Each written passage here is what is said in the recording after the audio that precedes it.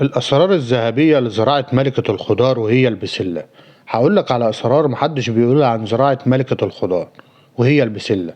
لو زرعت فدان بسلة صح ممكن تكسب منه أضعاف اللي ممكن تتوقعه، بس لازم تعرف التوقيت الصح والطريقة الصح والزراعة الصح.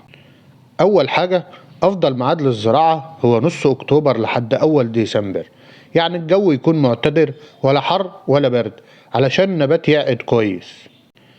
تاني حاجة، قبل الزراعة بشهر تكون حارة الأرض كويس ومنزل سماد بلدي من 15 ل 20 متر للفدان وحوالي 150 كيلو سوبر فوسفات، عشان البسلة بتحب الفسفور وده هيديك نمو قوي.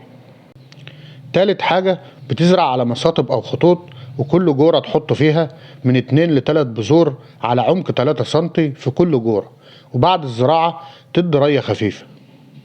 رابع حاجة، أهم حاجة في البسلة الري المعتدل، يعني لا تغريق في الري ولا تعطيش.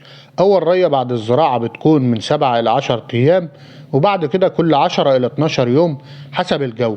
وخلي بالك وقت التزهير والعقد العطش بيقلل الإنتاج. خامس حاجة، أول ما النبات يوصل 10 سنتي حط دفعة نيتروجين خفيفة 50 كيلو نترات للفدان. بعد أسبوعين دفعة تانية من سلفات البوتاسيوم 50 كيلو، وده بيزود الحجم القرون وعددها. ولما تبدأ الأزهار تظهر رش حمض أميني أو منشط عقد طبيعي. سادس حاجة، راقب المن والعنكبوت الأحمر من بدري، ممكن تستخدم صابون زراعي أو زيوت طبيعية زي النيم، ولو الإصابة زيادة استخدم مبيد خفيف قبل التزهير بوقت كافي. سابع حاجة، البسلة بتبدأ تتحصد بعد 75 إلى 90 يوم حسب الصنف، واجمع أول بأول عشان النبات يكمل إنتاج، وما تأخرش الجمع عشان القرون ما تشدش وتبقى ناشفة. دي كانت أهم الأسرار والخطوات الذهبية لزراعة ملكة الخضار وهي البسلة.